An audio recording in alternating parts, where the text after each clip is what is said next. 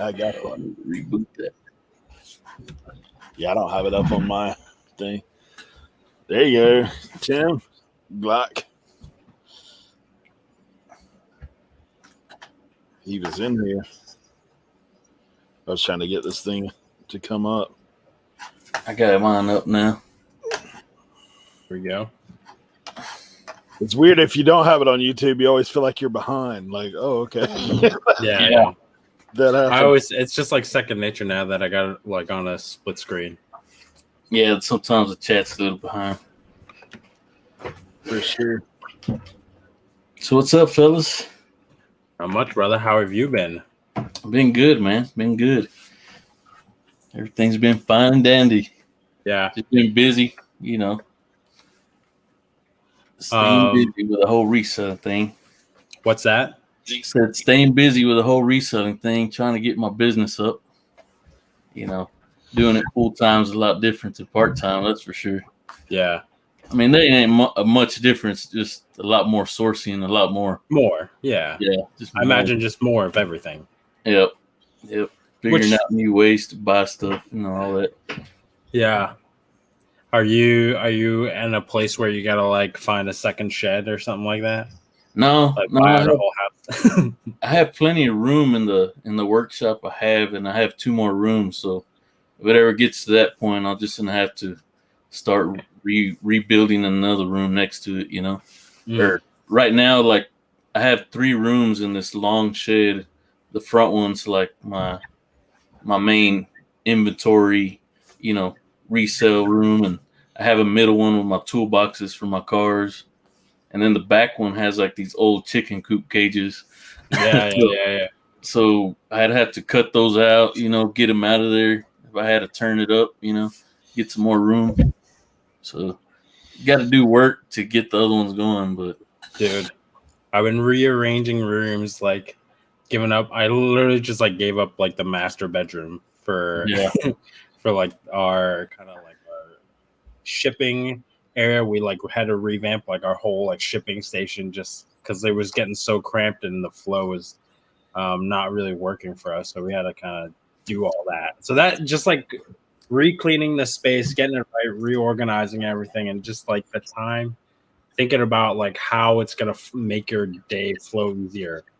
Yep. It's a big part of it. Hey, I'm gonna say some hellos to some people that have popped in.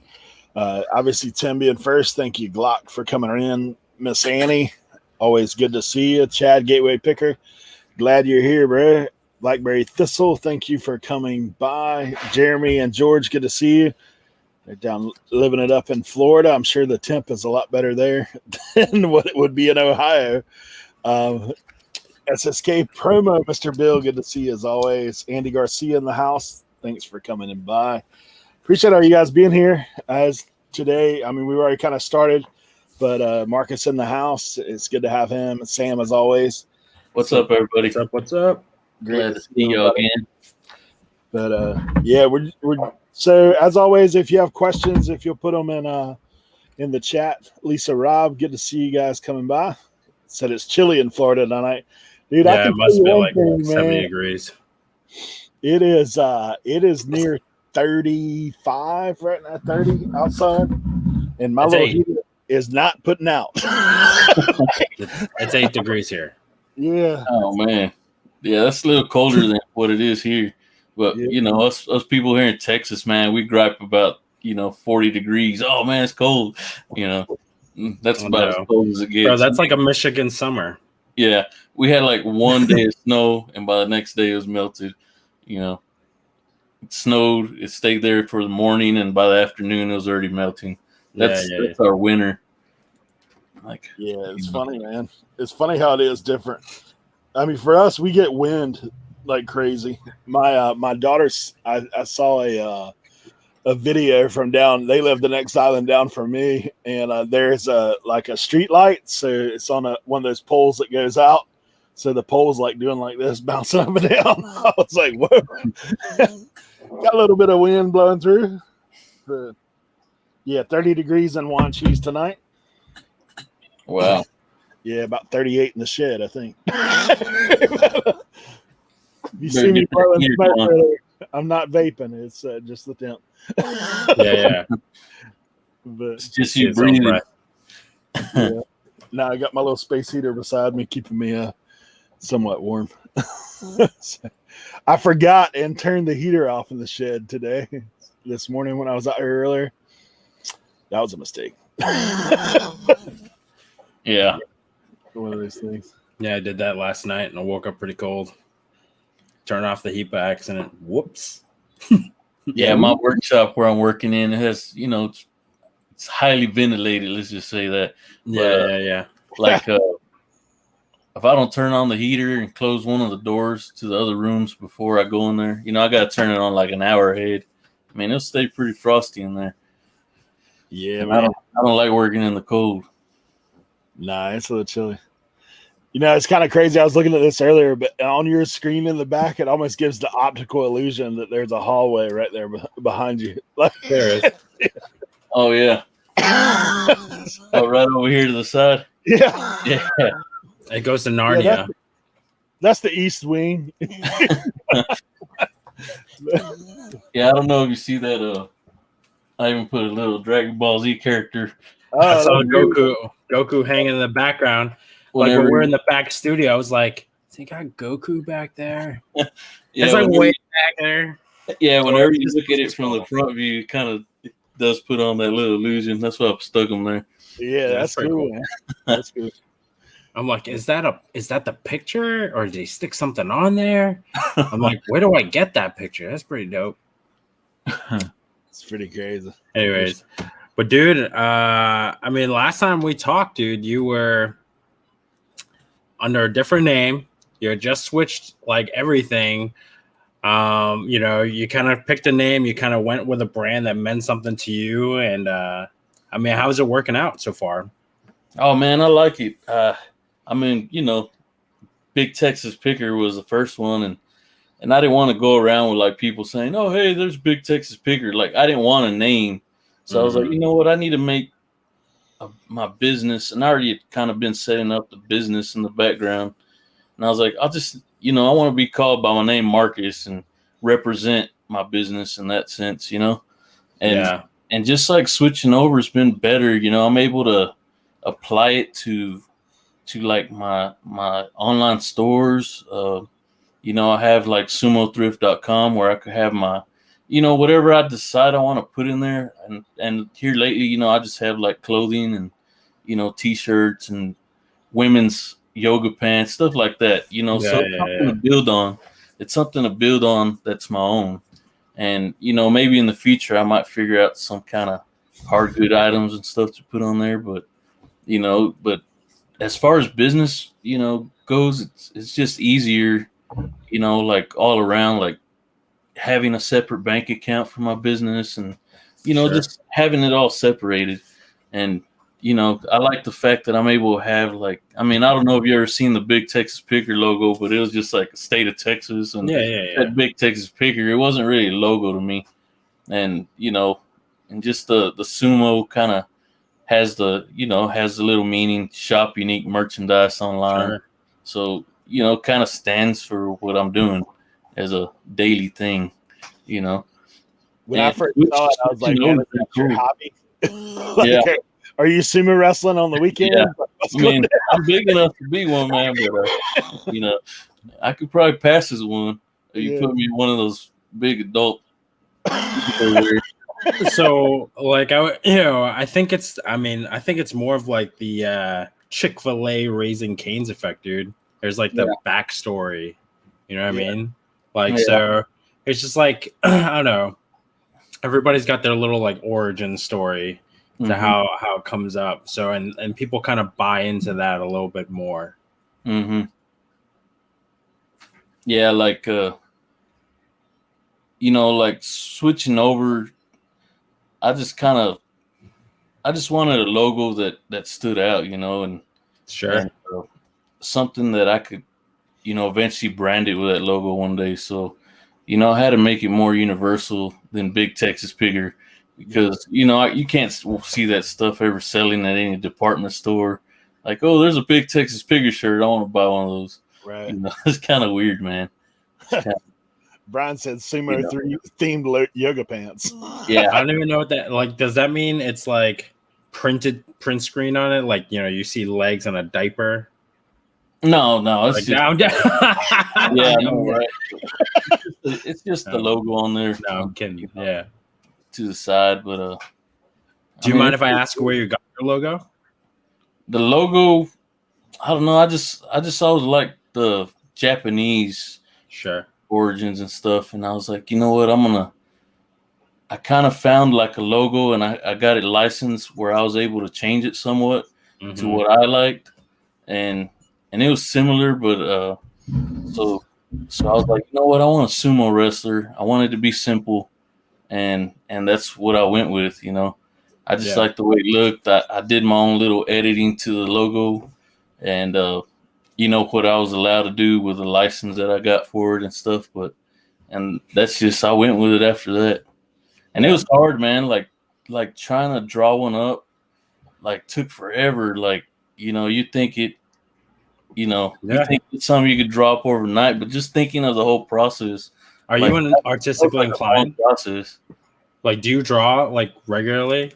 Yeah, I used to draw a lot, but I mean, I don't draw regularly anymore. But I'm into, you know, I used to be into art and drawing and all that kind of stuff.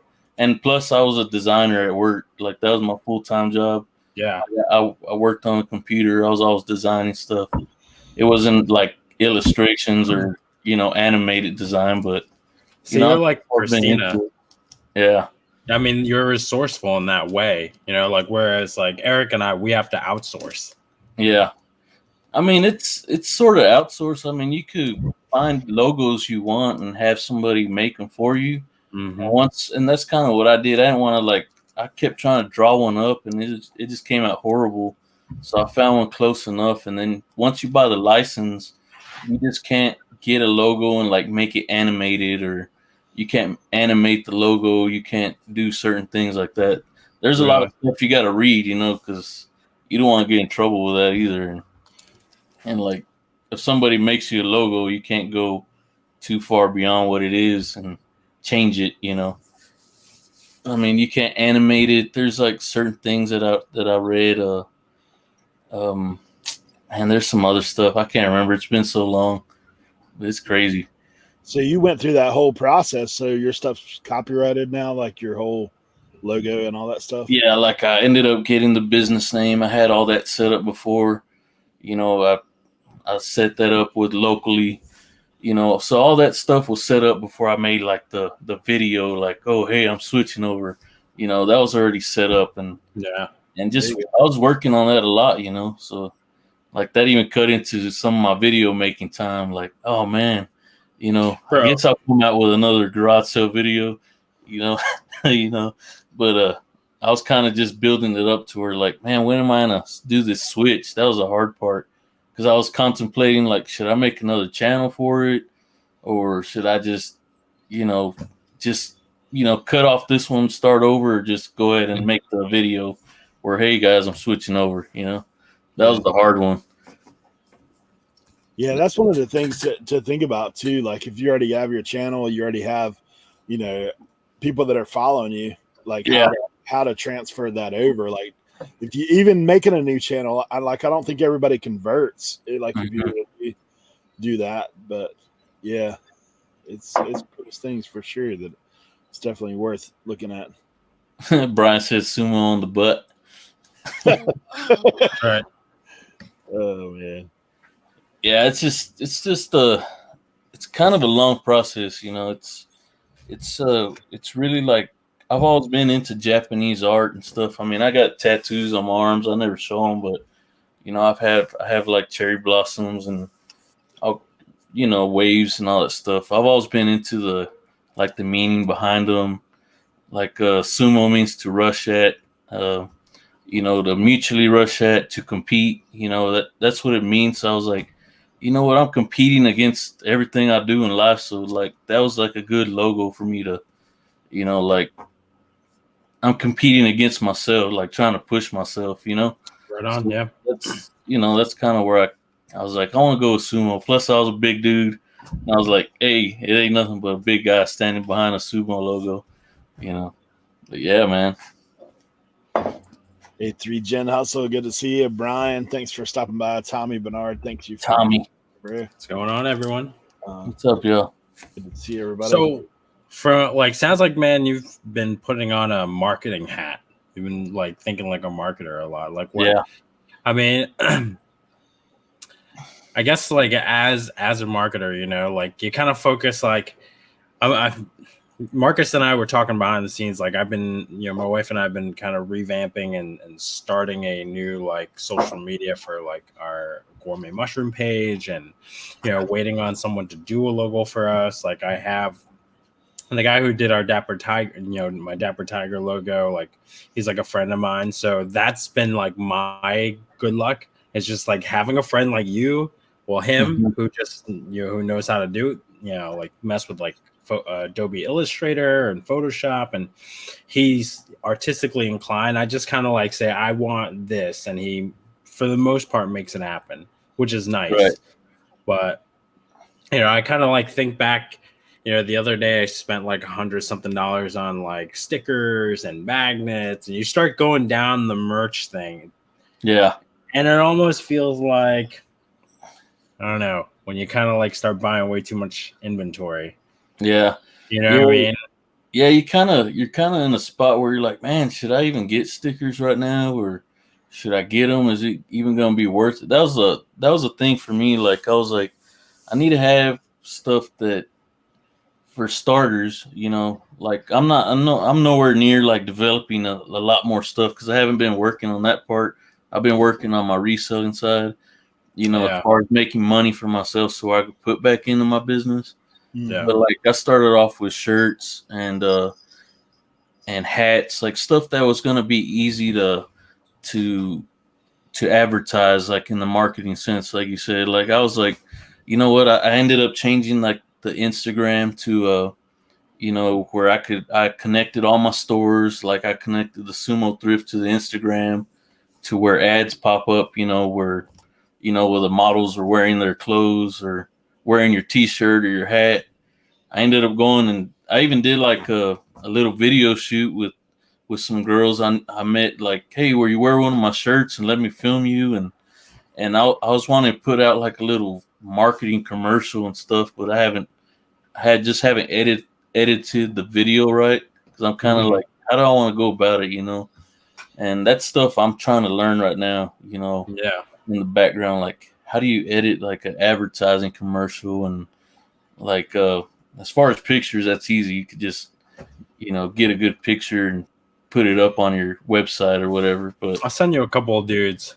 Like they specifically will do, like they will show you how they edit stuff. And they like go back and do like a play-by-play on like how they go through it. And for some of those guys who like do the editing, they'll show you the video, they'll show you like a behind the scenes, and then they'll like take the same footage and like a collection of music and then hire people from Fiverr. Yeah.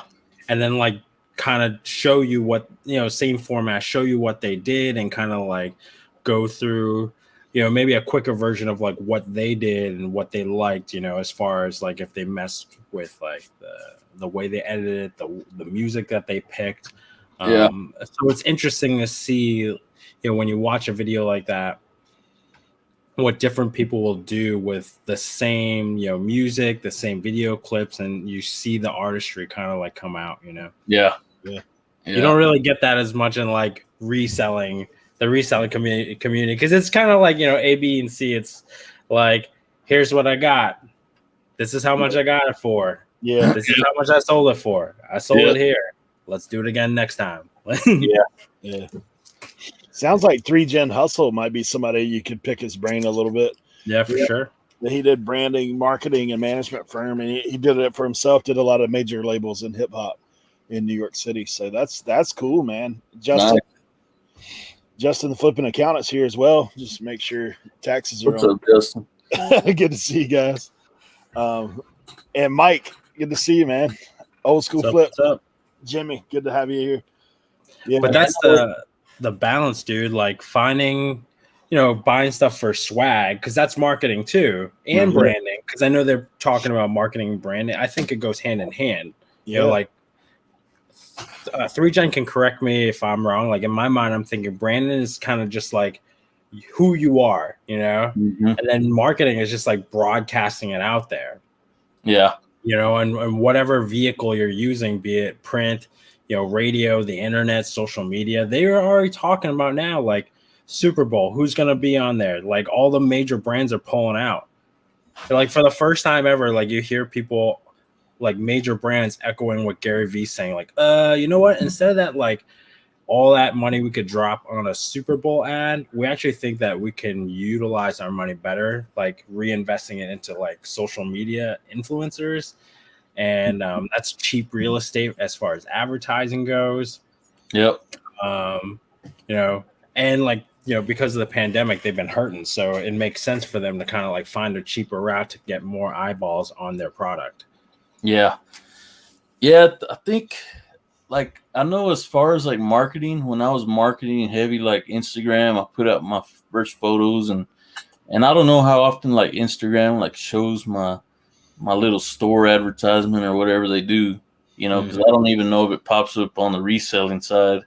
Like if it just pops up as far as Instagram as a public, you know, like a whole view. I don't know where it pops up. I've never like, I think I've caught it like once pop up, but I've never like seen it, you know, in the reselling side or nothing like that. And my wife actually pulled it up. She's like, look, there's an ad for your Sumo thrift store, you know, and you know, it showed the pictures of the people modeling the shirts or whatever. But like, I don't know. I kind of quit like messing with the marketing. So I noticed like my sales went off. Like I wasn't selling no t-shirts or nothing like that. Like, cause I haven't been messing with that side of it. I've been working in the workshop. That's why I haven't been making no videos really. Like, you know, I'm just trying to concentrate on what makes me money right now that I do it full time, you know, and trying to get that up. It's for sure. Pretty crazy. That's the big transition. I think, you know, and I've heard other people talk about it. You know, when you transition part-time to full-time, like the dream is, okay, so now my income's all going to transition, but then you realize too, you have to be structured in what you're doing. And, you know, if you're concentrating on things like, I guess something down the road that's going to make you money, obviously you do have to put some time in it. But initially, man, that grind of just doing what you got to do, like, that can take up a lot. And, you know, obviously one of the things that I think everybody struggles with being full-time is time management, right? Like it's those things, because you ain't got no clock to punch. Like you ain't got nobody, a supervisor looking over you saying, hey, bro, you need to work on this for 3 hours and then do this for, it's kind of on your own. So it is staying apart. I mean, and now I'm trying to get back into the video thing because I love editing, man. Like I love making videos. Like I love this YouTube side of it, but I kind of had to sacrifice that, you know, put it aside. And I was doing all right. Like I was getting more views, and I got up, you know, I was getting up to 500, and that's whenever like I just stopped everything, and it just stayed. It just slammed right there and stayed there. And you know, I was putting out videos, but it wasn't really like nothing what I was, you know, kind of building up towards. And then I had my live show, and that I think that kind of cut off my momentum for me doing like my pre-records and I was kind of like, you know, I kind of got in after we quit the live show, I kind of got in a mix up, like what the heck was I doing, you know, that I built up to, and I was starting to like build momentum, and I, you know, when I stopped and then did the lives and then try to get back on it, I was like, man, I don't even remember like what I made and like how to, you know, stuff I did normally. I kind of lost track of all that. So it's crazy, man. It's tough whenever you're working on something else. Dude, especially when you like have so many chainsaws in the air, you know, and it's easy to kind of lose focus. Like, and I'm one of those, you know, I have shiny object syndrome where, you know, like I want to do this, I want to get that, I want to do this. And then, you know, like my wife has to check me like, hey, I thought you were going to try and do this. I'm like, I can do it all. Like, she's like, all right, chill out, bro. Like, yeah, you can't, man. You can't. Yeah. So, I mean, that's the thing. Cause like, you know, as far you want to like, I don't know. I think it's tough. Like you say, you know, cause you want to wear all these hats but it's hard to wear all those hats because, like, you know, obviously you're gonna like put your energy towards what makes you money. Mm-hmm. You know, and then whatever free time you got, like you try and like dabble in what else that could potentially make you money. So Yeah.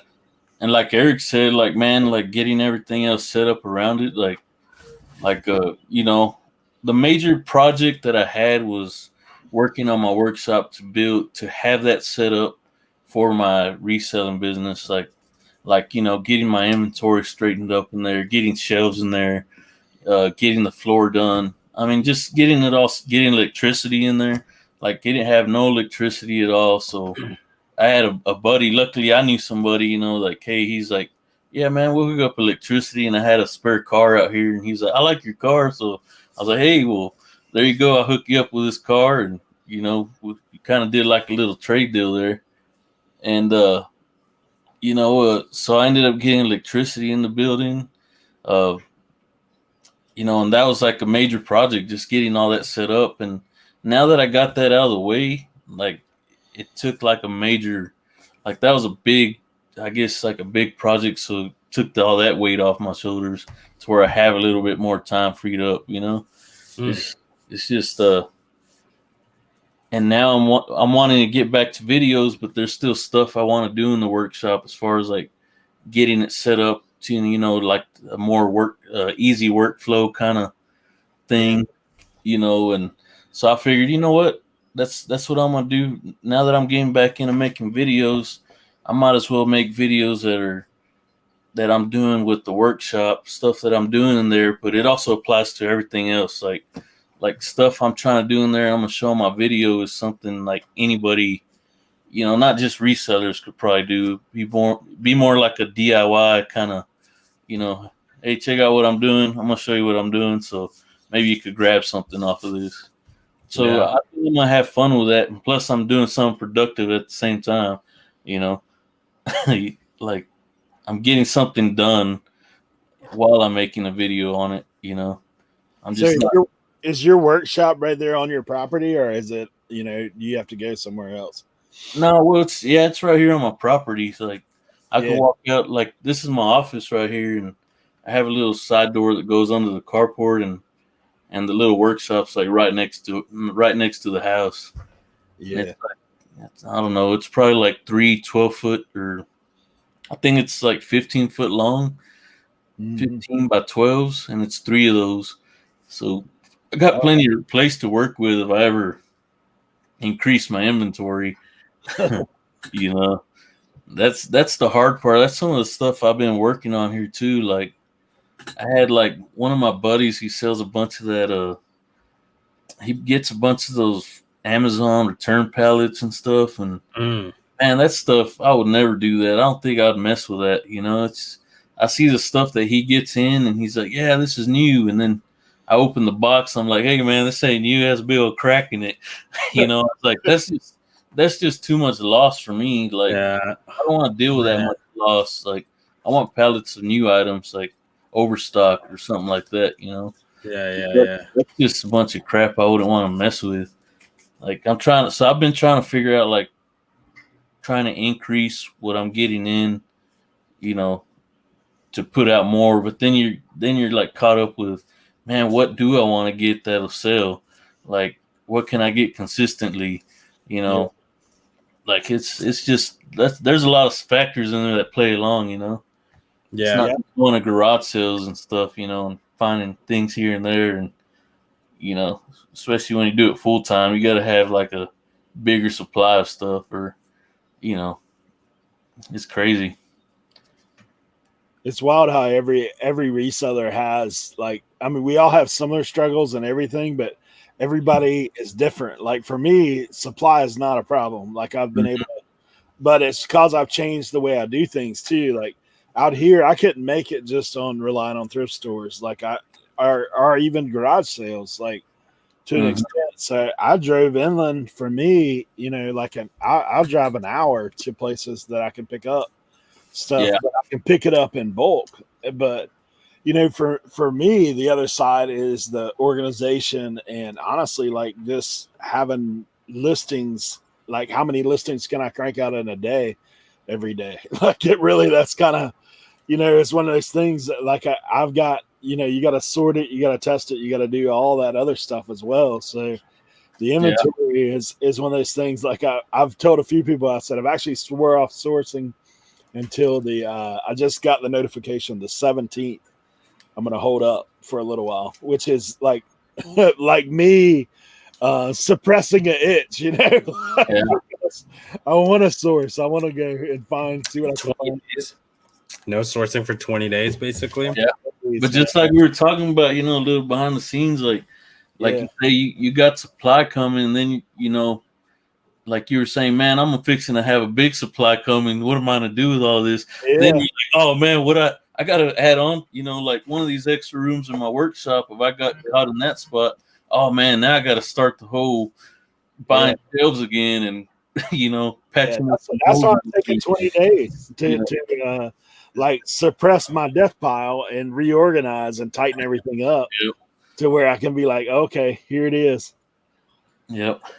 Well, that's what I was doing. I mean, I have a shipment of 2,000 mushroom bags coming in. Wow. Like in a week.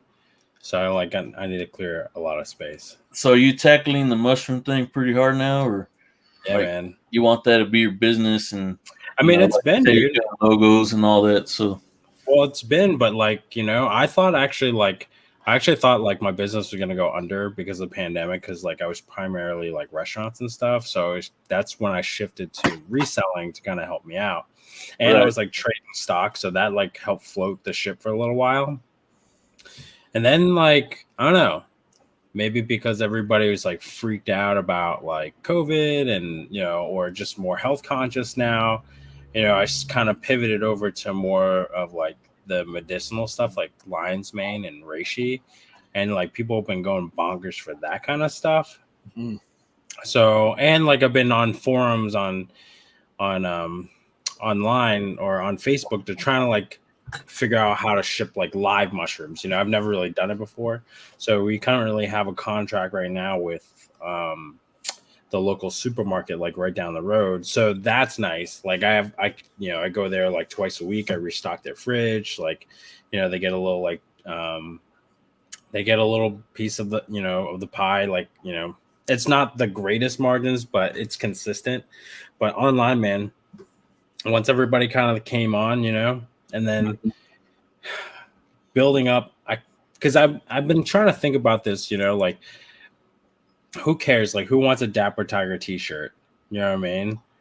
But like eventually, like, getting to the point where like, all right, I want to buy a Sumo Thrift t-shirt. Like, to the point, if it was sitting at like a store, I would like buy it, or I would like go out of my way to find your page, go to your store and purchase it. But why? It's gotta look good. But like also, that's why I've been talking to you about like the origin story and stuff like that. And like people know you too, Marcus. So like you're like talking about how like the more active you are, the more your sales kind of like went up. And I think that has to do with that. People kind of subscribing to you, and like maybe 3Gen can speak to this, but I mean, I'd rather have, like 100 super loyal like customers, fans, subscribers or whatever than like 1,000, 10,000 just like meh, whatever. Like they'll go whichever way the wind blows, Yeah, man, that's true. Like it's just like let's say you do, like you finally figure out what logo you got for your business. I mean, whether for the shroom deal, like I could imagine all kinds of nice logos coming out of that. Like I like to have a shirt with like a cool ass kick ass shroom or whatever on it. People are gonna be like, is this guy into shrooms? Or like they might see it in a bad sense, like is he doing like the drugs type of shrooms or what's up with this? But I mean, that's what that logo is, and people are gonna buy into it, So that was the other thing, right? Where like I would talk about revamping and starting a business, like mindset, dude. Like we were talking about before, you were after your live streams and kind of coming back into it. You weren't sure which direction or what the focus of at least your YouTube business should be. Yeah. And like, I don't know, I just think that like, I think that, you know, that also, you know, running the business in general requires that sort of clarity and focus too. Because it's like hard not to be like, am I a merch company now, or am I a mushroom company, or am I just a mushroom company that has swag? Yeah. You know, because it's like your YouTube resellers. Like, are you a reseller that also does YouTube, or are you a YouTuber who kind of resells? Mm-hmm. He's like, and you know, for anybody who's here and been doing YouTube, who does YouTube and resells, you know, there's a huge difference on the sequence, you know, your word sequence. So I've been kind of thinking about that too, and really building up the brand heavy, you know, making sure that like I did this with Dapper Tiger too, and I really feel like this is like just the winning formula, you know, just providing value for folks, like give them a reason why they care, you know, about you, and like almost being like how I would if I was an employee. Like, I would be a linchpin employee. Like, if you pull me out, like this place will fall apart. Like, that's how bad you need me. Yeah. Yeah, man. So kind of having that mindset, and maybe that'll help you as far as like your video focus. Yeah. Because like when I was doing it, obviously, you know, I don't have like enough subscribers to say, hey guys, go buy my shirt. So I wouldn't ever like put that on my videos. I wouldn't like say, hey, go buy my merch, because I didn't think I was nothing. You know, I didn't think I was much, you know, to even like that just seemed kind of, I don't know, how would you say that, but it just didn't seem right to like try to push stuff when I wasn't really nothing in YouTube. Like, maybe if I was in Mr. B status or something, you know, I would say, hey guys, buy my merch. But to me, I was trying to develop a brand where I could build it like outside of YouTube, like build it as its own brand, not really even bring it up in YouTube.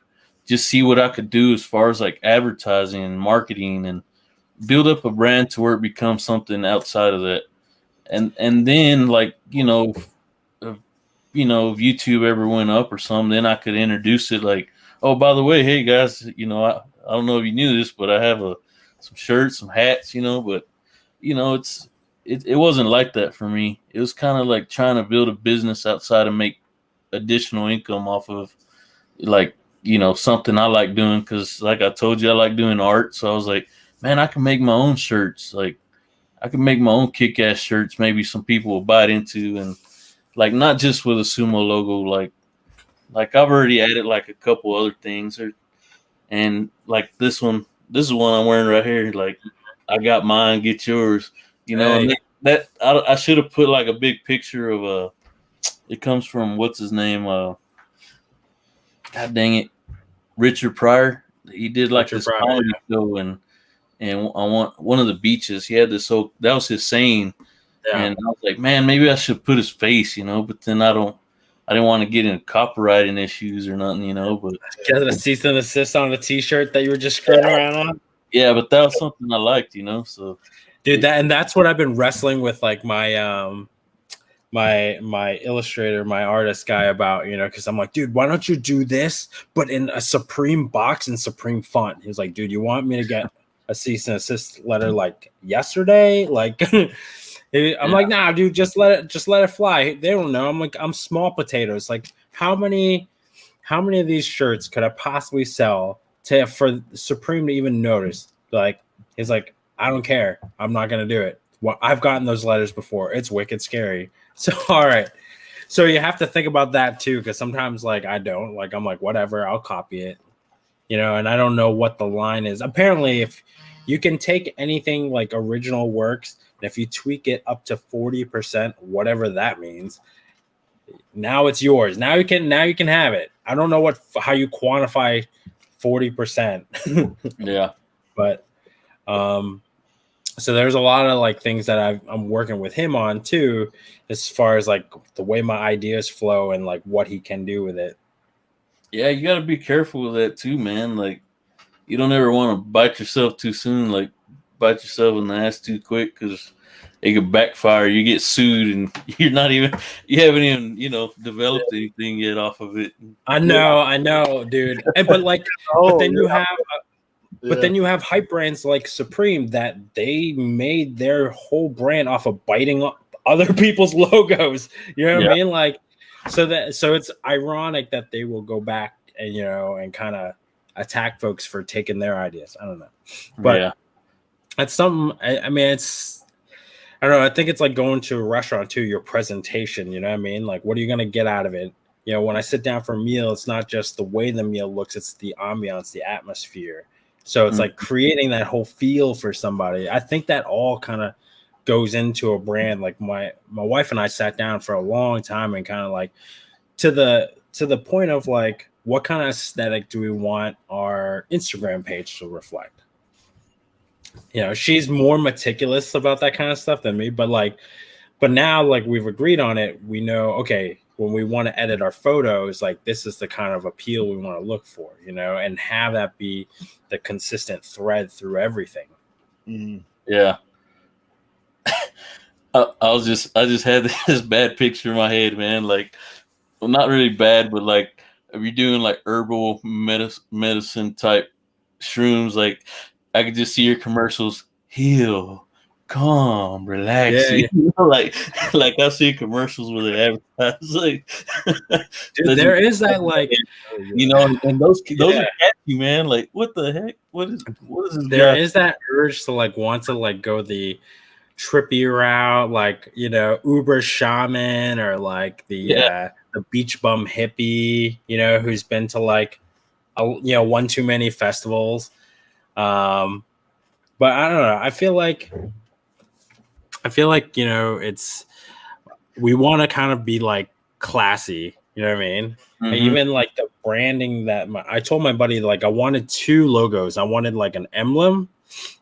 I wanted one like big logo, kind of like a Dapper Tiger, but if you were to condense it down, I want something like elegant. You know what I mean? Yeah. And what I mean by elegant, something that is simplified, complex, but it's beautiful. You think of like a Jaguar, Yeah. So, you could always make a play off your lion's mane that you sell all the time. Well, so I've been doing that, so I've asked him to kind of, do something where, the major logo is a lion's mane mushroom, which is, the fruit itself looks like the mane, the hair of a mushroom. So it's got all these toothy combs on it. So I showed him basically the Bob Marley lion. And, if you ever seen it, it's a lion's face superimposed over, dreads, basically Bob Marley's hair. So can he do that, but put on, the lion's mane, like have it replicate more of the way the mushroom looks, and then condense that down to a lion emblem? We'll see. I don't know. So it's hard, man. Like I tell you, like when I was trying to think, like, my logo ain't original, but it's licensed. But like if you're trying to come up with an original logo where you get to trying to sketch something out, like you say, you want something sophisticated, like, do you want a logo that's simple and just like a black mushroom, like it don't even have no illustration to it, or do you want something that's highly illustrated, where it's like it just don't look like something printed, like but sometimes I don't know how would you say, like just real simple logos go a long way when they don't have no type of like detail or anything. It's just like a mushroom, and it's more like a silhouette than sometimes that could work. Like, and that's and that's why we were like talking about the type, right? Like at least when I say like elegant, that's what I'm shooting for. I don't want it like all crazy. I don't want all trippy. I don't want people to look at my product and think of drugs. Yeah. Like I want them to think of wellness. Like think of what like Jay-Z's doing right now with like his cannabis brand. Mm-hmm. He wants a high-end cannabis brand, not like some like Dave Chappelle sitting on the couch, dude, roll a joint with like Jim Brewer type of like cannabis product. He wants like Cavassier, high-end. He wants you to think of his brand that way, and he can command it given his reputation. you know. But if you start off it's just people's perception. Mm-hmm. So you play off of that. I mean, and that's what I'm like super into is like the psychology of that kind of stuff. Hey, good to see a few more people dropping in. A lot more people. Looks like I was looking at the chat here. Krillin coming in the house there. Man, Chris, Thrift Beast, good to see you, bro. What's up, y'all? See Matt in the house. Good to see you guys. Harry Humstone coming by. Thank you guys for being here for sure. Guys, we're pretty much talking about marketing and branding, a whole nother side of what we do. Obviously, you know, if you're reselling, we do market our stores, but in a different way, usually just by item. But if you're talking about YouTube / reselling, hey, then there's a way to go about making your business bigger. So, guys, if y'all have any questions, feel free to drop them in the chat, like at any point. Yeah, like I don't know nothing about that, but like I was thinking, like, man, what if I get my sumothrift.com and like, you know, a bunch of people were, you know, I was like, I don't know if I'd want to stick my eBay inventory in there because then it just looked like a, you know, if I marketed enough and I could sell straight out of my shop, cut out fees and all that, that'd be great. That'd be perfect. Yeah. But like, do I really want to have that stuff in my store? Or, you know, because I could easily move inventory and be like, advertise that on Instagram, but people will be like, I could buy that off of eBay already. You know, why am I going to go to this one private store? So you're looking at more like swag out of your store? Like, yeah, I mean, I want it to be original items, or I mean, nothing's going to be original, but I want it to be like something like shirts I design or like with sayings or whatever, you know, just with certain artwork. But then it's just tough though, figuring out what's going to sell and what people are invited into. Yeah. Are you thinking about like outsourcing any of that? Or you, I mean, obviously if you try to print all that yourself, like, well, I mean, right now for the most part, like I do like for my shirts, like they're getting made, like I'm not getting them shipped to me. Yeah. I think I didn't want to be stocked up with more inventory than I have already. So I'm doing it like shipped by like what do you call that? I forgot the damn name. Pretty all kinds of names. But like I mean it's shipped from the manufacturer, like they're printing it, they're sending it out for me. Is it print on demand? Yeah, pretty much. So like so that's easier for me right now. As far as like, you know, coming up with the designs, I got to make them and go in there and attach them and upload them and all that. But, you know, I think it's better as far as from a business standpoint because I watched a lot of the, you know, like people selling clothing and stuff, apparel. Like, you know, a lot of them say it's tough to just buy a whole bunch of shirts and have them, you know, make inventory room for them and then they not sell. Like it's better just to have it shipped from the manufacturer or whatever. Sure. They ship them to your customers. They put your logo on it. Yeah. Like, you know, it's better that way for me personally. Yeah, Eric's got that going right now. He's got his Teespring shop set up. Yeah, Teespring. There's a bunch of them out there. I mean, there's so many out there. Teespring, I know, is one of the most common. And if you open up a Shopify store, it's probably one of the easiest to link through Shopify. So, hey, I'll tell you too in the chat, Mike, who's a local guy here, he actually knows Shopify really well. I don't know. Mike helps behind the scenes. Yeah, he that's what he does for his daytime business, along with a bunch of other irons in the fire. But Tommy saying over there. Yeah, with more noodle come more ass. He's trying to take your company a different direction. Yeah, but like man. Eric and I talked at length about this. You know, when while we're building up both our channels, you know, he's talking about, you know, the kind of, you know, getting shirts, getting stickers, getting cards, handing out your cards to people at garage sales. You know what I mean? Even just like, I'll buy something from Lonnie. Lonnie he'll put a card in and he might not have a whole bunch he gave me a sticker and a Post-it note that said, thank you. You know, like, Commonwealth Picker threw in like a bunch of cards, a sticker, like he gave me a fat slap. Like I just threw that up on my fridge. It's a huge like Commonwealth Picker sticker on my fridge now. But I guess it's like the purpose of the merch you're getting, because I'm thinking of it two ways. Like, people just like getting free stuff all the time. So it's like, ooh, great, and, I really always admired people, like companies that get people to take their merch and travel with it and show it off.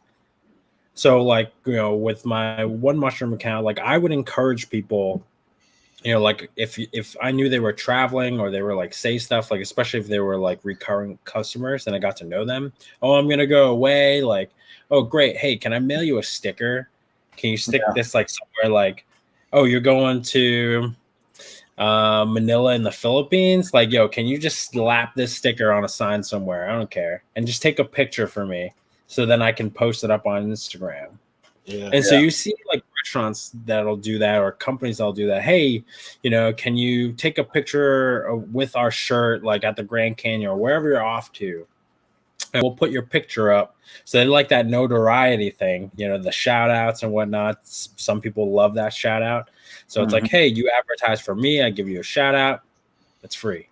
I paid for a little postage. I think you can leverage all your social media, to be honest. Like, I mean, and just what you're saying there, like my girls, I mean, we live on the beach, right? So they get that stuff all the time. People are like, hey, if we send you swimwear, like, will you shoot a picture on the beach for us? Or, if we send you this hat, like they got these beach blankets that they don't hold sand. They got those things for free, man. They just took a picture of the blanket, throw it out there on the beach, send it back to them. Like, I mean, things like that. Street level marketing, essentially. I mean, just like if you were to get your stuff on a college campus or something, that's what it takes, man. Like, hey, where'd you get that from? Like, well, it's like word of mouth at that point. Like, if you could pass it around and enough people see it, they'd be like, hey, what's that logo? Or, where is that? What is that? Or, then I like that shirt. If they see a certain saying on it or whatever, but it passes around pretty easy like that. And I'm even using like eBay to my advantage, and I don't know if it works, but I'm trying it like on my packages. Like, well, what I'm doing now is because I don't have the stickers in yet, but I'll put like, hey, thank you. I'll write a little thank you note and put, check out sumothrift.com. If it's like these customers that are coming back, they're like, hey, I followed your store. I'm gonna, I'm gonna be looking out for more items, because there's people that send me those messages.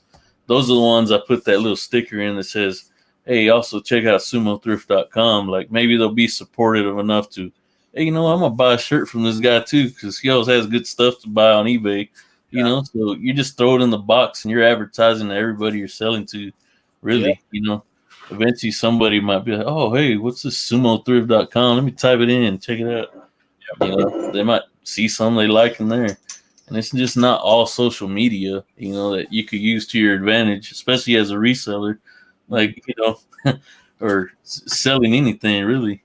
I mean, I'm one of those guys, like I've always told people about that whole thing about handing my card out or talking to people.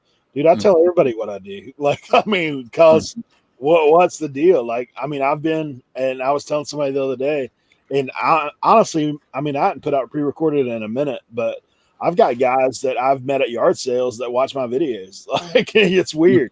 But I said, but the same thing at the same hand, like for me, there's picks that I've had solely because I handed somebody my card, or I told somebody what I'm doing, or, or met another guy picking at a estate sale and said, hey, I'm a picker too, that kind of thing. And, it comes all the way back around. So, like, for what you're doing with Sumo Thrift, the same thing, man. The more people, the more word you get out there, the more possibility. All it takes is getting the right one. Getting the right one. I remember watching your last show with Art, man. You were saying something about it felt weird when somebody confronted you, like, hey, aren't you a OBX picker? Yeah. That's pretty crazy. Like, what caught me the other day is I went to the post office and I knew the worker there. She's a reseller also, and she works at the post office at the front desk. And I walked in there, and a long time ago, I met one reseller here where I live, and she was like, "Oh yeah," I was telling her, "Yeah, I even have a YouTube channel where I do reselling stuff." And she said, "Oh yeah, let me have the link. I'll check it out." And the post office lady, I never told her anything. I just knew she was a reseller because I would see her at estate sales, and like I just put two together. Like, yeah, she's a reseller for sure. And that guy that has the pallets, she was there buying stuff from him. So I was like, yeah, she's a reseller. But anyway, the other day I walked into the post office and that lady said, "Hey, do you have a YouTube channel?" And I was like, "Yeah." And she was like, "Oh yeah, I watched it because and I was like, "How did you know I have a YouTube channel?" She's like, "Oh, I noticed that logo on your hat."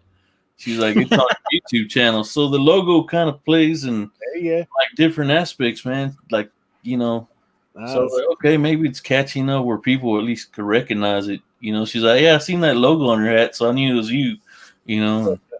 Yeah. So that was pretty, that's pretty crazy. Like, it tripped me out, man. Well, I mean, that's goes back to like the purpose of the merch. Is it a conversation starter? Are you using it as just like a billboard? So it's just like you're gonna hand out free stickers. Like, I mean, I do. Yeah. Free stickers, whatever.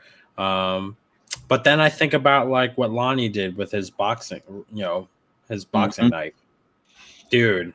Like that. That like kind of beats whatever t-shirt sale you got, you know what I mean? Because like anybody who's done, t-shirt print on demand, like Eric will tell you, what are the margins on selling a t-shirt for $25? What do you make? $4? Yeah, you get like $6, whatever you price it at. But right, that's why like you look at some of these YouTubers, they got like $50 sweatshirts because they ain't making jack, because it costs them about $20-$30 just to make it. Yeah.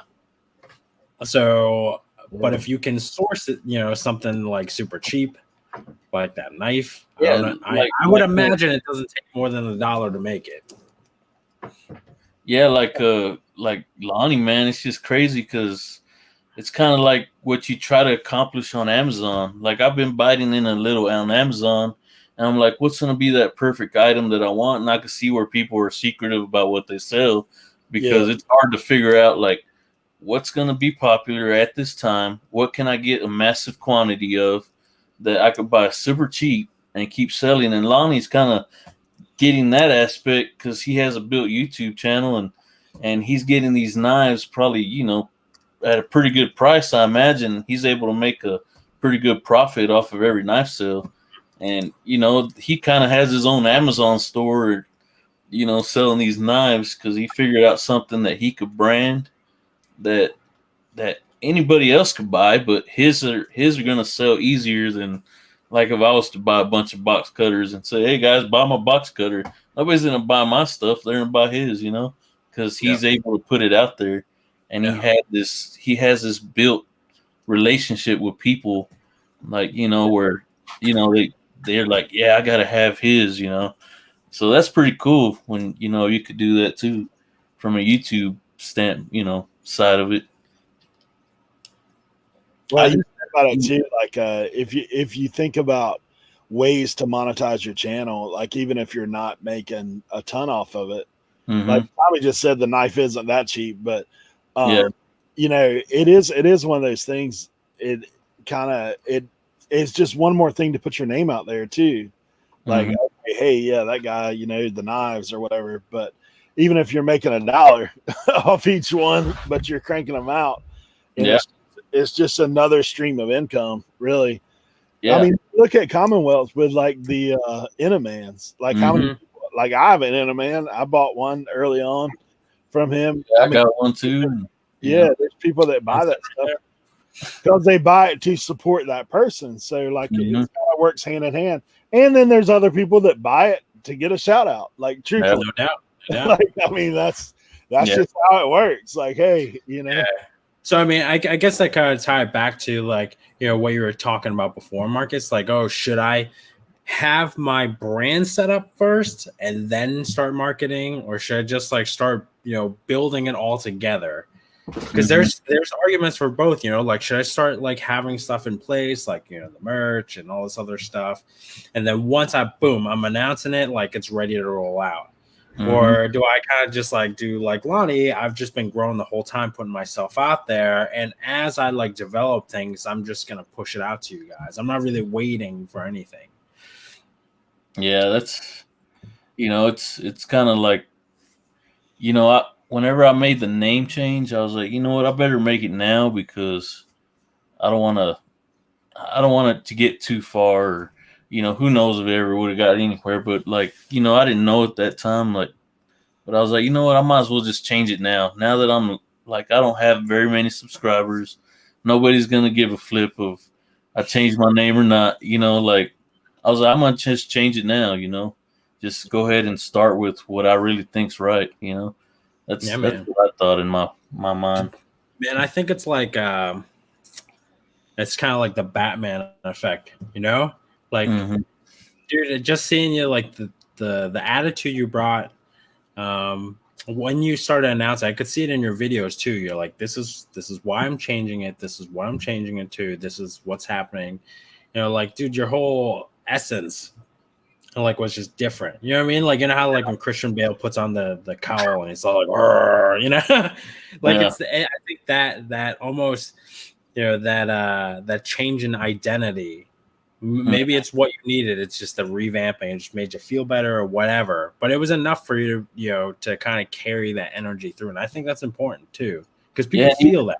Yeah, even like when you say that, man, it's just crazy because I didn't think of myself being anywhere in YouTube, like having anything built. But I was getting to know some other resellers in YouTube, and I think what was kind of cool is I maybe inspired some others because there was others messaging me like, oh, hey, how do you get your shirts, or where do you what are you gonna do for, like, how do you set up your shop, or what are you using for your third party store, stuff like that, which I thought that was kind of cool because I was like, man, I'm kind of inspiring some people. I didn't think I was nothing, like really enough to even do that, but like bigger YouTuber, like bigger people that had a lot more subs than me were messaging me on IG like I don't know how to do any of this. That's pretty cool, Like I thought that was cool, Maybe some kind of inspiring, which kind of. Well, you just assume that number because their subscriber count is bigger. That behind that number, there's a whole wealth of knowledge. You know what I mean? Yeah. It's like maybe it could have just been dumb luck. Yeah. But yeah.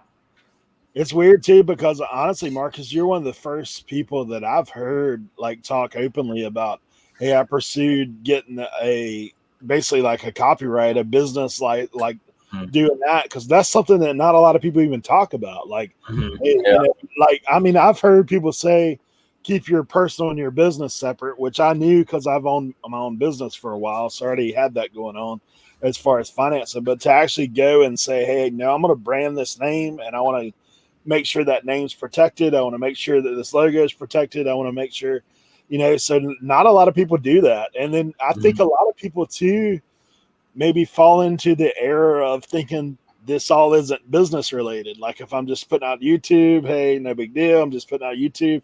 Hey, I'm selling a few bucks on eBay, whatever.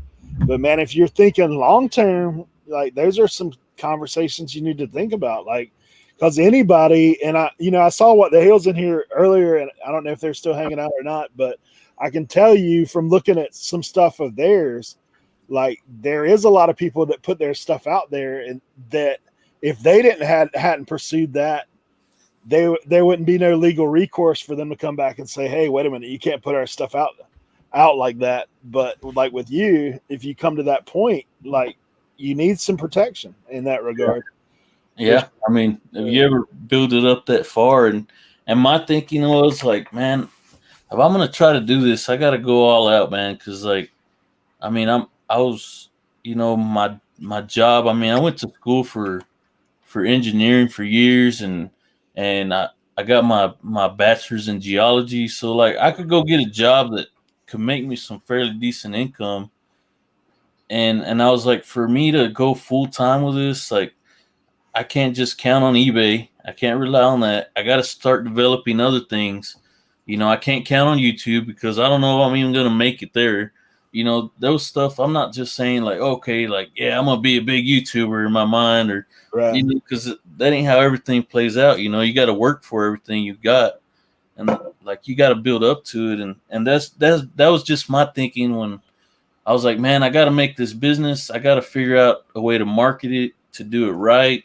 Like, I got to use somewhat of my book smarts, what I learned, and, with being in a corporate world and all that nonsense. But like, I'm kind of tired of where I don't want to go back to, like, cause I just don't want to go back to that, like working for people like that. And around here, oil field, oil field supervisor, pain in the ass to deal with. And it's just crazy, man. There's a lot of factors that play into it. But, like, I was like, I got to build something that's going to make me money to make up for that. Like, I can't, if I'm leaving this job, and I don't have to make what I was making at work. Like, if I could make, like, for me, I like living simple. Like, I could live simple. I don't need, I think I have everything I need. As long as we have food on the table, a house, a roof to live under, and my family with me, I'm good. But so I don't ask for much. If I have to cut out on stuff that I was able to get, I don't mind. But as long as I could do that, I'd be fulfilled. I'd feel kind of fulfilled with what I'm doing. With what I'm doing, something like in that sense. Bro, happiness is key. Yeah, man.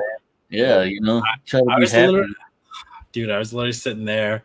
Was it today? Or, like, because the past 2 weeks have been like up until 3 a.m, and then like just doing stuff. It's the only time I can get stuff done while the baby's asleep. And I try and catch a little bit of sleep, and then I'm back at it again. So like, but I remember, I think it was like one night I was sitting there, it was like 2 a.m. I'm freaking delirious, like just from being so tired. And I'm like, but you know what? Like, I'm happy. I'd rather be doing this for myself at 2 a.m. than like slaving at 5 p.m. for somebody else. I'm like, dude, no, that is terrible. Like, I don't have, like, if I want to sleep in tomorrow, I can. I don't have to answer to nobody. Like, if my kid is, man. Yeah, like, dude, it's so, I mean, it's like, I got myself into a trap of my own. I will need to like figure out how to hire out and delegate so that I don't get myself into like almost this false sense of being your own employer. You're actually just a slave to your own store. And I saw my parents kind of do this with their own business, where like they were business owners, but they were just like the highest paid employee at their store. You know what I mean? They weren't really like the owners. They were just employees. So there's always that trap. So I think about that constantly. But until then, like, I want to be able to know the inner workings of my business, like, so for you, like, and the day that you get so big that you need to hire a marketing director, you need to hire 3Gen, come and do your branding and your marketing. You've been doing it for so long, you already know the direction, like all they're doing is complementing the system that you've implemented. Yeah, that'd be nice, man. But like, it all comes down to like, like, let's say you don't do a lot of reselling anymore, and you're doing your shrooms, like you're selling the mushrooms and stuff. You got to do what you love, man. You got to do what you enjoy, and that's what's gonna make you like, go towards it more. Like, try to achieve something out of it, And as long as you're doing what you like, if you enjoy that more, then all power to you, man. Like, I mean, I know even some folks who are like listing 1, 2 a.m, they're out right there with me, or they're doing packages and stuff because that's when they can do it. Yeah. I think of even just like guys like Cernok, he's got young ones. They're home, they're home because of the pandemic and doing school stuff. So during the day, if he's got them, he's got to like make sure they're on top of their business. He's doing his stuff as much as he can, and then keeping up with whatever, day-to-day stuff you need to do just to like make sure your place isn't like a mess. Yep. That's it's a lot to kind of think about and juggle. But, at the same time, that's another thing, man. Like, me staying home, that's something I had to adapt to because now I'm like full time, like staying with my daughter, man. That was a big change for me because I had to adapt to that at the same time trying to get my business up. Yeah.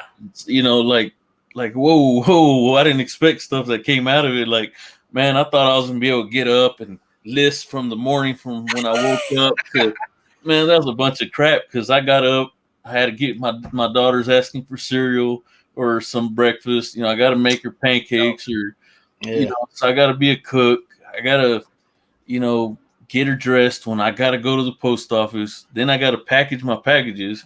By the time I get out the door, man, it's 2:00 in the afternoon. I'm like, man, golly, just by packing and waking up in the morning, doing my daughter's hair, getting her ready, giving her breakfast, it's already 2:00. I was like, now I gotta go post. Like, that's a whole nother aspect of this, man. Like, where's your time? I thought I was gonna have all this time, no. For all you young dads that are in here, man, like I feel that.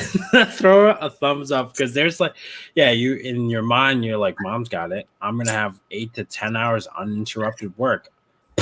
Yeah. Nah.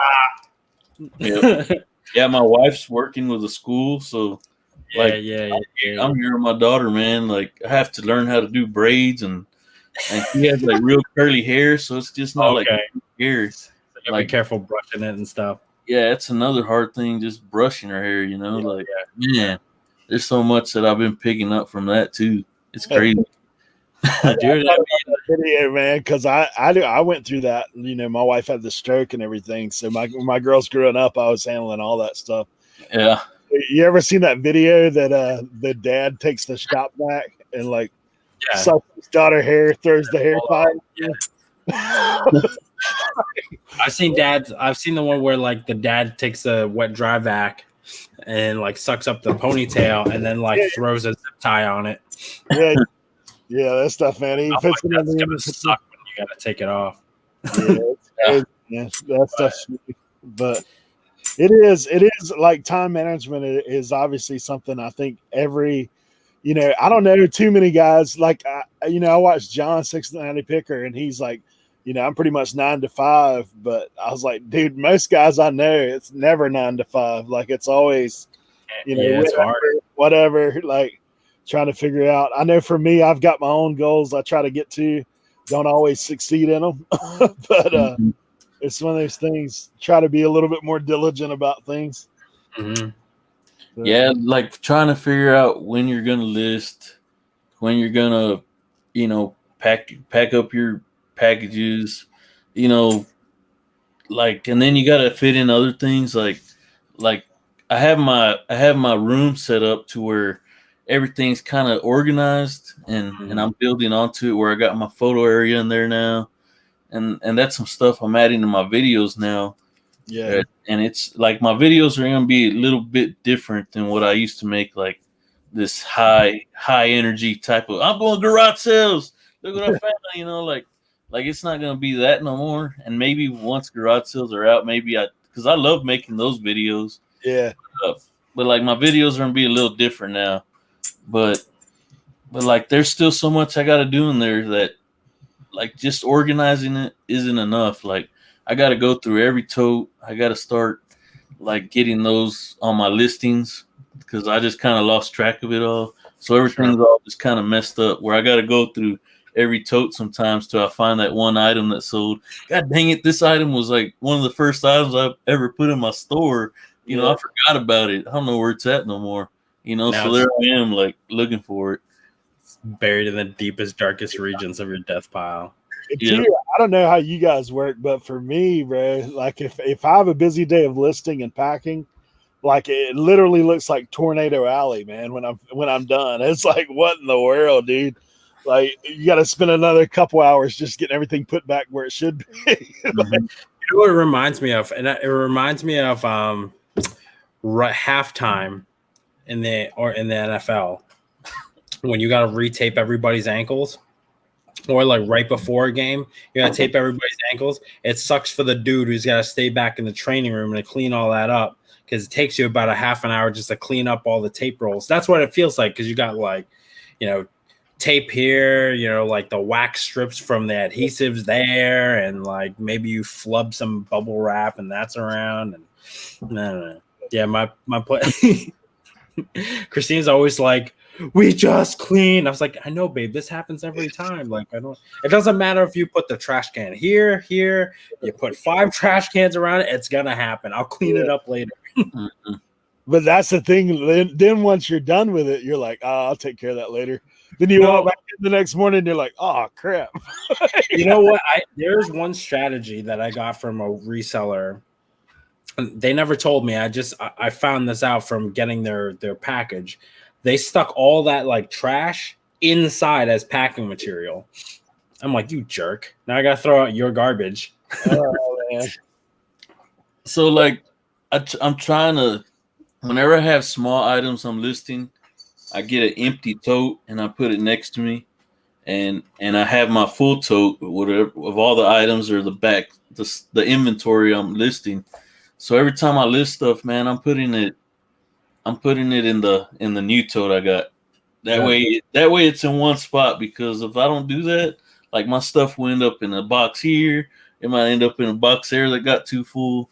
And so I'm trying to develop a little system like where I can list it, put it in a tote, and then put it away. What I'm not doing is I'm trying to do it so fast, I'm not labeling each item. I'm not putting it on the eBay listing, and labeling the tote. I just put it in that tote, and I remember, oh man, it was a gray tote, or it had a blue lid on it. That's what I put all those in, and that's the problem I'm having. You guys might still get lucky. After Christmas, my Target, all their 66 quart totes were $6 when they're usually like $9. So I just like picked up like a bunch of totes just to kind of help reorganize some of my like stuff, because I did a big like estate sale haul, and it's just like sitting around, So I'm like, I need to get off the ground and stuff. The ones I would use at first when I first started were like the big, like the dark solid colored like gray or black, and they had the double doors on top. They kind of interlock. That was a mistake using those, man. And now I'm trying to switch them out, because I found totes that have a clear lid and they're clear all the way around. That's what works out. That's what works the best for me now. So I'm able to slide it out and look around and There it is. There it is. It's rare I have to open it all the way, unless it's like Legos. Yeah, I like those, man. But I screwed up when I first started listing those boat parts, because I started with boat part number 1, and I was good. I was custom skewing. Then I got busy, and I'm like, I'll find them, no problem. Yeah. I've got about maybe 8 boxes that are not labeled, and nothing in it is labeled. So like every time I sell a boat part, I'm like, oh man, I got to look through all those things. So then I finally got back on track, and I was like, yeah, let's go ahead and put the label back on these things and get them going. But so now you got to take this extra time. And you gotta, like, what I'm gonna have to do is I'm gonna have to go pull each tote, label it, and then look for it in my eBay listings and start, revising listing on every one that's in there. I'm just trying to do everything that's current. Like that's what, because like I couldn't tell you how many hundreds of boat parts I got in those. So I'm like, I'm just hoping to work through it all, or at least get it down to where it's not quite as much. But yeah, it's one of those things, man. You live and learn on some of that, and you learn the hard way a lot of times. But it's crazy. After the fact, I realized that those guys, I don't have one of those boxes right here handy, but they had little boxes in the boxes, and I looked on the end of it after I'd done all that first batch. On the end, the guy had numbers on the stuff, like a number range on each one, and those were the items that were in that. Well, when I'm listing them, I'm sorting through what I could find and what I thought was garbage, and I'm just stacking them all in one box. I'm like, oh man, you're an idiot. After I saw that, I was like, that's why he had that like that. You're like, too late. Yeah, far too late. Yeah. So have y'all started? Do y'all sell?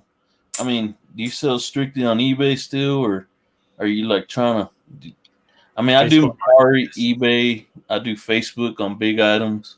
That helps. I recently, the reason I asked is I recently like tried to venture into Whatnot. I don't know if you ever heard of that. Never But heard it's that. like for these people that sell cards and stuff, man, I gotta say, like I know Cali Reseller Luis was in here, but like for people that do a lot of cards and sports cards and stuff, they have like a certain category in there for card sales. And then what I'm using it for is my Funko Pops. Like 'cause they have Funko Pops, they have like trading cards. It's like a big selling site for those type of items. And it's called Whatnot app or whatever. And you could actually do live auctions from that same app too. So it's pretty cool, man. Like for all these people that are doing their live, like live sports card unboxings and stuff like that. Like they do that stuff on that one app, like, and they're selling their stuff through there too. So it's pretty cool. That's pretty sweet. Yeah, I'm looking at it right now because I'd never heard of that. Yeah, it's I wonder if you could cross it over to YouTube and do an auction and go live on their thing. Yeah, I don't know how they do it, but like right now, have a let me see if you can see it.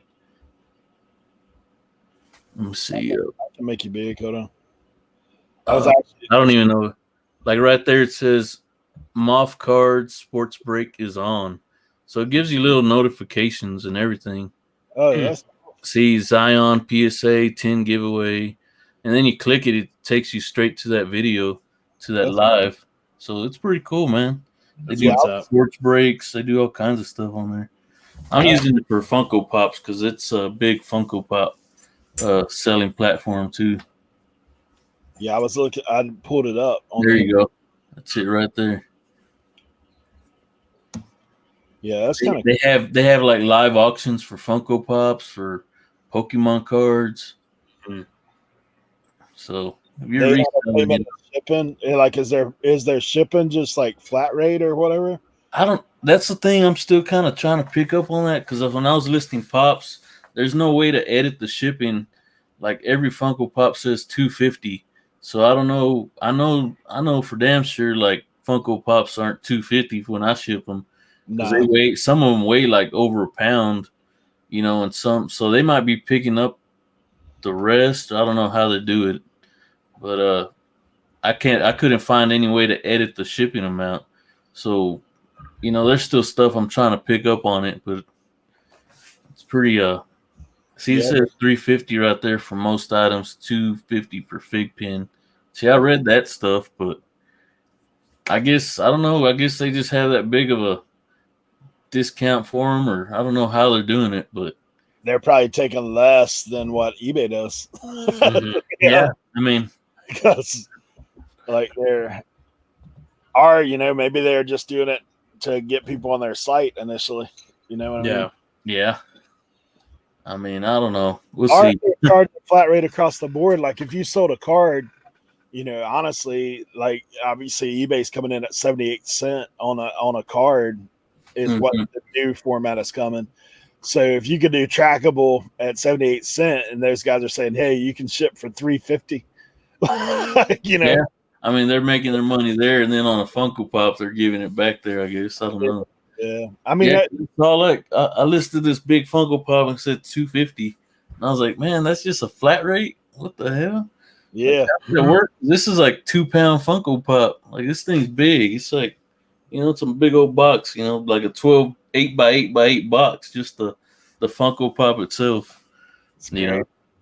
And even like these smaller ones, like the ones like this size, I mean, like some of these, they ship for maybe 14 ounces, but when you put like a pop protector and they're like a $5 Funko Pop, they weigh over a pound. They come out like a pound and a half, Yeah, so you're having to get priority. There's no way. Like that's like it's something. That's interesting. Like I mean, I've never heard of that one. I don't deal with a lot of pops. I was kind of nervous about pops. I picked up some from a thrift store before because I found some good ones that were cheap. But they just made me nervous. I was like, man, I don't know. I guess I was thinking like Beanie Baby. Like that's kind of what I worry about. Yeah. But then like, hey, when will the bottom fall and how much you gonna be holding? That kind of thing. Mm-hmm. I guess that could be true in about anything that you're buying like that though. Yeah, I mean, you never know with that kind of stuff, but like I've sold some pretty good pops, man, at good prices. Like I've sold a Ace Ventura for like $350 or $220. I've sold like I sold a Gremlins for 180, like just different ones, man, like $50, $60 Funko Pops that just like all these right here. Let me show you. Just like these Bruce Lee's, like these are mine, but these are like $60. This one might be 80, but these are like and who knows, like you said, if they ever fall off. Or a bad thing about what they're doing with Funko Pops is let's say this one right here, what they call it, like they call them vaulted, like they'll put them in a vault like they do with Disney movies where you can't buy it. Once they make so many, they sell them all. They're called vaulted, and the price goes up from there, right? So what Funko's doing is like sometimes they come out with a reissue, like they reissue. So all these collectors are getting pissed, and they're like, man, you're reissuing this Funko Pop that was worth $300, and now that you're just putting it back out there, like the value's gone down because people were able to buy it again. And you said it was vaulted. What's up with that? So they might screw themselves over by doing that. They're gonna, that might kill the whole thing off. I mean, who knows? That's kind of the scary thing about it. I don't invest a lot in pops either, but if I look it up, if I find one, I look it up at the time and I see it's worth something. Man, I'll sell it right there. I don't hold on to them too long.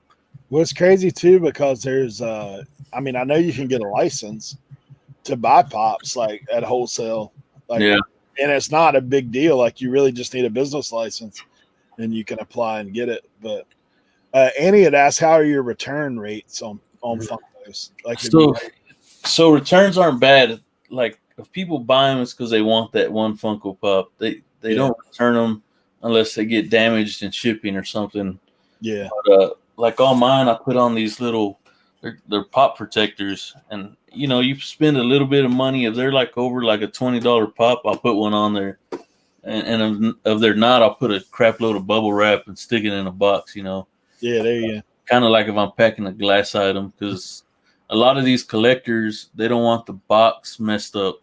That's the way they keep them. You can't have no dings. They'll get microscopic on these things and make sure there's not a dent in the plastic window. Like, man, it's something else to sell them. You got to make sure, like, if you're finding some and you see this guy that, I have all these pops, I'll give them to you at a good deal. Like, check them, make sure they're not dented and the boxes don't have tears or rips, and because all that plays a big factor if people are going to buy them or not. So, but you can find some good ones out there. There's a lot of these older pops, and like there's a Tony the Tiger that's worth like it's called flocked. It's kind of like that fuzzy material, but he's like a $500-$600 pop or $700. So there's some you could come across that are worth money, and they're rare. Like if you look it up on I think there's a Funko app, and then there's one called Pop Price Guide. On one of those, it tells you, like, let's say you scan a Funko Pop, it'll tell you how many are available, like in the U.S. for sale, and it might say like 2, and it'll say how many people want this one, and it'll say like 254 people want it. So that's when like, oh man, I need to get this one because there's 254 people that want it, and there's only 2 for sale. And that drives up the price. So that's a good tips there. And like I didn't really know. I just look them up individual if I see them, but I know, like I've heard of things like Barnes and Noble and GameStop and all those guys that have certain issue ones that you can only get there. Even Walmart has, just Walmart exclusive or whatever. Yeah. Yeah. Sometimes at Walmart, even I'll go through and scan them, and they're like $8 to $12 there. I think like $8.90 something, $9. But some of them I'll scan them, and if I see the price is already like $30 on a pop, I'll buy it because that means like that pop's pretty popular. Yeah, harder to find. Yeah, there was one I bought at Walgreens. It was a Star Wars, like a stormtrooper, and at the time I scanned it, it was up like, I think, I bought it for $10, and I think it was up. The value on it was like 20 or something like that. And I was like, man, this one's gonna be pretty good. Like, there's a lot of people that want this, and there's not too many for sale anymore. And they had them local at the Walgreens still, so I bought one.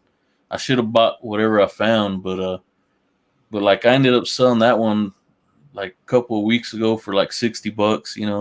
I was like, I'm gonna go ahead and just sell it right now, just because I don't, I'm like you too. I don't want the price to drop before I can get rid of it.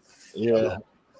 Yeah, I feel like that is like that in sports cards. Like basically everything you showed on that site, like it's like the stock market with those things. Like it could be way up, it could go way down. Of course, I guess that's with everything, but like those just seem a little bit more volatile to me. Like, I've picked stuff up that I've originally when I first listed it, like it, action figures or whatever new in the box. And I was like, man, when I first listed it, the price was up. And then I went back and checked. And I was like, whoa, like the price has bottomed out. Like it must have been everybody got it. This must have hit a clearance rack or something crazy. Yeah. It went like that. But I guess. Yeah, I try to watch out for some of that stuff too. Cause I don't know, I sell a lot of toys and. Yeah. But like, I don't go after those, like a while back they had one where you go buy a Red Hulk and, you buy it for $20 or $30 and it would sell for $80 right away. Like I don't buy none of that. Cause first of all, I hate like trying to beat people, to Target or wherever they had it at.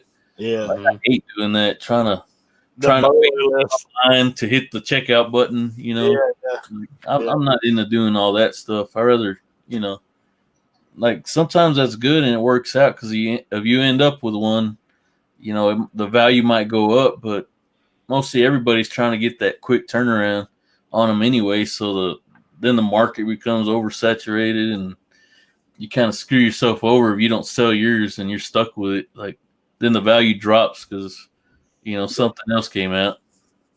Yeah, I've had that happen a couple of times, like where I was like bolo things. Like I actually picked up some Beyblade stuff before Christmas. I didn't sell that stuff, man. Like in the bottom fell out of it because it was like Walmart Black Friday stuff. Yeah, I guess people got stuck with it. So one of those things. That's what sketches me out, man. it's crazy. Chasing that. I mean, I played enough stocks to have the bottom pulled out from under me before, Yeah. Dude, we haven't said it to this point, but guys, if you aren't subscribed to Sumo Thrift, obviously hit him up, man. Looking forward to seeing what's coming with Marcus in the brand, and obviously looking forward to what you got for the warehouse. We've been on for about an hour and a half, so Jimmy Old School Flips has a show now following us on Friday nights, so we try to look out for him. He's come up with an interesting concept. He has a brand new reseller. His show is called Score, and he actually basically the guy asks a lot of beginning reselling questions, and Jimmy and other people in the chat try to help with that and seeing the journey from the beginning, because I know we've all been there, all been through that. So, and it's good. Like for me, I learned stuff from people no matter how long they've been in. Like Marcus tonight, obviously, man, thinking of that whole branding aspect and like making your business your business. Mm-hmm. Great tips. And then, the whole thing with that website, I'd never even seen that before. So add one more to the list of potential income sources. That's right. That's always the thing. I don't think, you can stress enough. You touched on it a little bit about the multiple streams of income, but man, that's key in the times we're living in. Dude, it's key. I mean, you look at your job can go away real quick, no matter where you work. So it's good to have other ways to make a living. For sure. And living simple. I'm that way too, man. Like if I got a roof and food, I'm good to go, bro. Like I'm not too much in anything else. But thank you for being here, man. You got any final words for the guys? Oh man, thanks for having me on, man. It's cool to be on a live again. I don't know, since my last lives that I used to have, but it's been fun, man. And I'm actually coming out with more videos, so I'm working on one here, so I should be coming out with that probably. I don't know when I'm gonna release it, maybe tomorrow, but so hopefully that continue on with that, get this thing rolling again. Right on, man. All I gotta say is stay consistent with what you're doing. Yeah. Just stay at it, man. Yeah, man. Whatever it is you enjoy, That's it. Sam, you got anything for Cleveland? No, man. I appreciate you coming on, Marcus, as always. And you and Lorraine ever decide to reinvigorate that old live show again, you at least have one person that will watch. And yeah, man. I mean, I'll be there. I'll be there to support you guys. I thought it was great, Yeah, it was fun. Yeah. It was fun. Well, yeah, man. Onwards and upwards, dude. I hope next time we talk to you, you like got a whole fashion line to compliment you. We'll see where it goes, man. Yeah, man. So people can find you at sumothrift.com as well. Well, that's the website, yeah. Yeah. Website. You can check out stuff I'll be adding on there. Hopefully I'll be adding more here soon, So but definitely check it out. It's I'm at it in my window right now. Yeah. I think I have everything named with a Sumo name now. My eBay store, like it's all consistency, dude. Yeah, man. I've been trying to just get it all lined up, but yeah, it's fun, man. It's fun hanging with y'all tonight. Right on, man. We enjoy you coming, man. Thank you as always, Sam, for coming in, and Marcus, man. Appreciate you agreeing to come on, man. I know I've dropped in on y'all's live show before, so man, it's great sure. to have you. It was cool finally being able to come on here because I know you've mentioned it, but I was like, oh man, our lives like right, during y'all's we were gonna try to do a dual live, but it would have put us all like 4 hours on. Yeah, so but it was cool, a lot of fun. Yeah, well, we appreciate you as always, man. We appreciate all you guys hanging with us in the chat. Be sure and check that out. SumoThrift.com. You can go on and check out some of the stuff that Marcus is putting out. Like I said, as always, we appreciate you guys. I'll be back live on Tuesday listing all day. So 9 a.m. Eastern or 9:30. Sorry, got to hit the post office this time before I get on. Last time I tried to go to the post office and ended up leaving Jimmy and those guys hanging in the chat. Running my channel while I was gone because my phone messed up. So I will see you guys Tuesday. If I don't see you beforehand, drop Jimmy's link in the chat. Y'all can scoot on over there and continue your live journey. Thank you guys for being here. Y'all have a good night. Later, everyone. All right.